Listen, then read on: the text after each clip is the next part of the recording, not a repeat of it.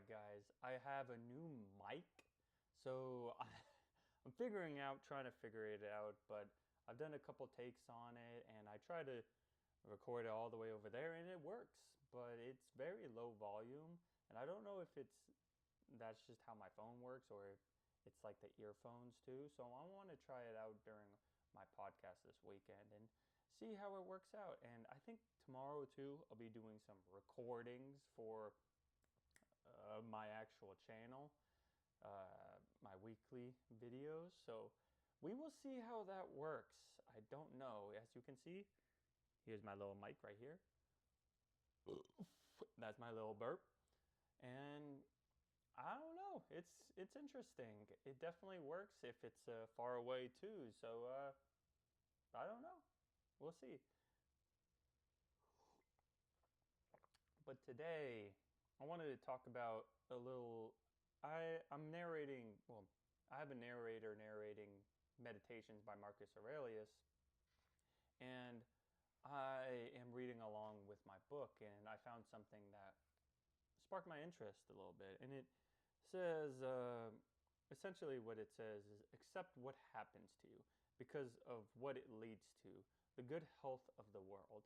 And he goes on to speak about how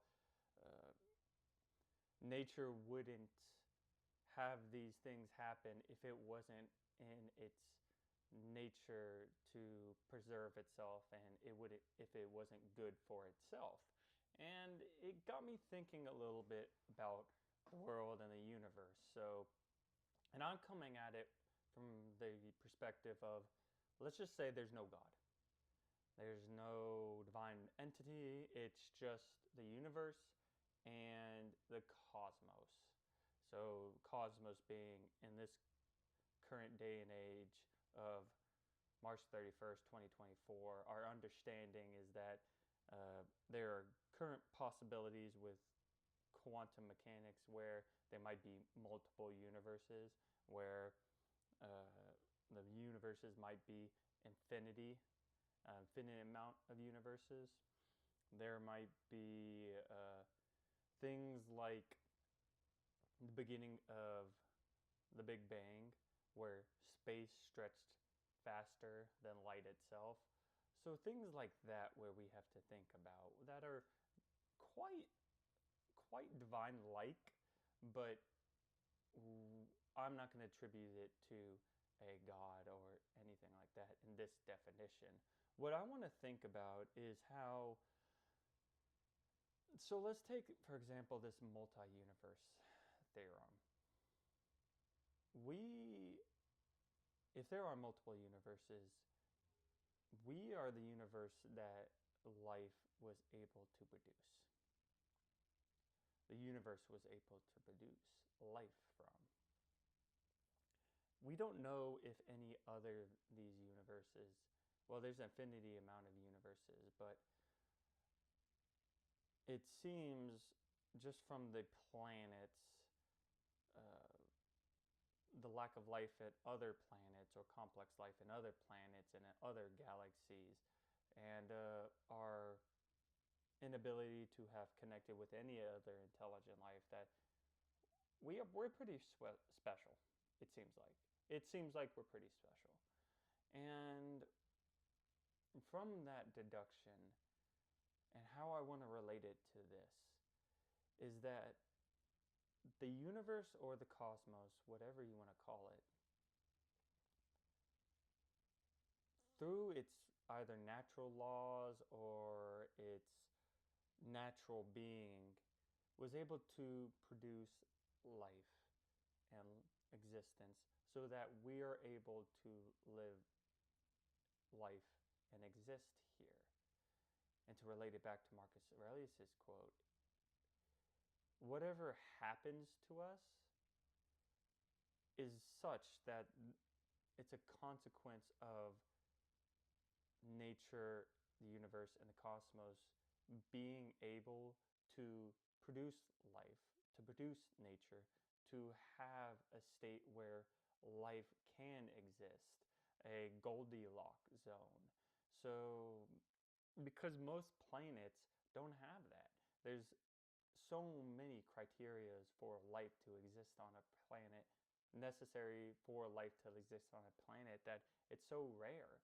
So to have a universe, or to have our specific planet and universe be able to produce that, and then us to come in and say, well, if nature does something to me or does something to someone else I love, then it's inherently bad.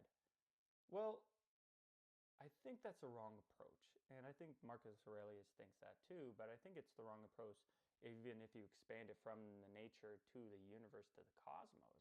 Because the cosmos was able to blend together, however it did it, God, just science, what science can tell us, the universe in general. It was able to blend together a perhaps complex, interconnected systems uh, to produce what we know as nature and life.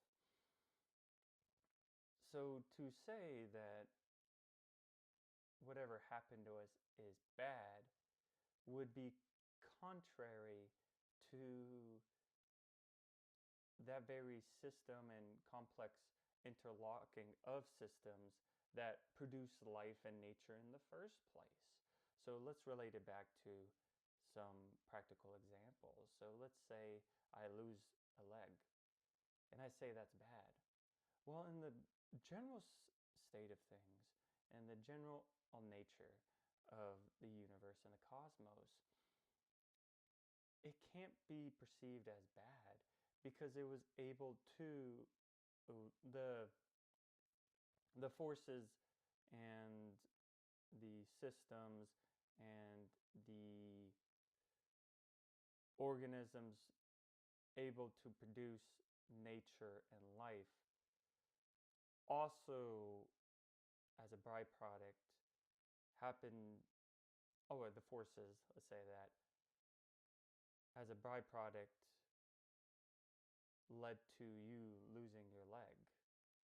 So to say that losing your leg and the system or whatever happened to you is bad is to also say that nature in its systems, its forces, its natural ways of being, the universe and cosmos, is also flawed, which is quite ridiculous. I, I hate to say that because it sounds like I'm putting down someone who's lost a leg or lost a loved one or all this stuff. That's not what I'm trying to say. It's a tragedy, and it's part of the human experience. And it's awful whenever you do have to lose someone or lose part of yourself. What I am saying is it is part of the human experience, and the human experience is part of nature, part of the universe, and part of the cosmos.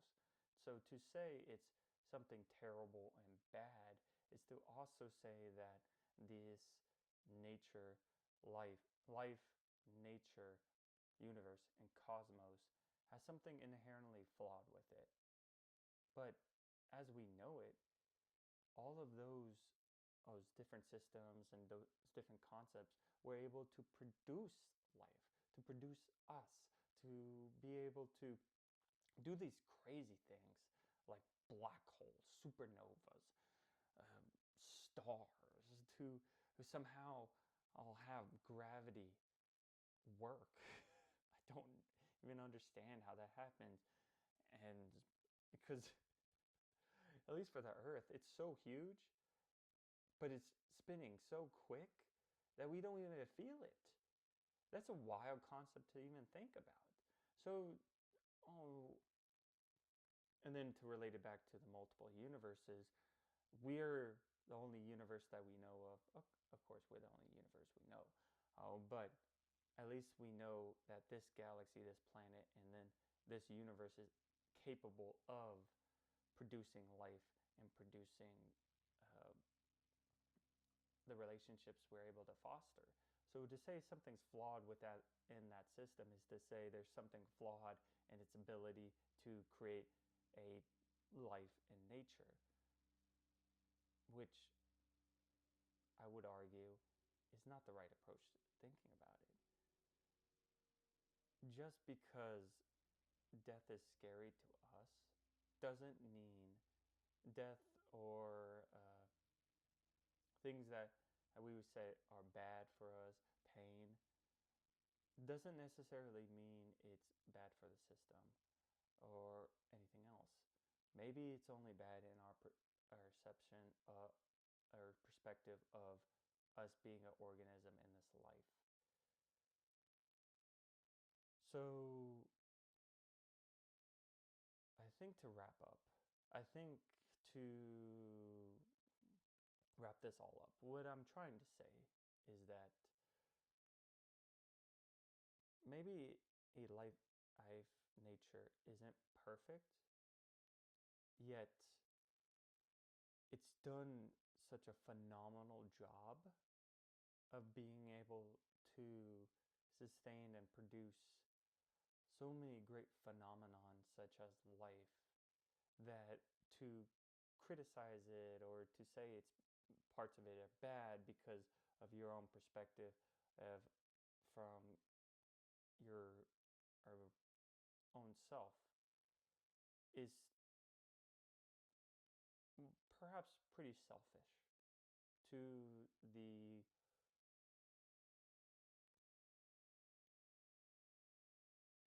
state of life, state of the creation of life, and being able to create life that the universe and cosmos does have. So that's just, I've been thinking about that a little bit. It's just a little weird, a little different. So, anyways, I hope this mic worked. It seems like it worked. It's connected. You can't really see it. It's right there. But, anyways, that's it for me. So I'll see you later. Bye.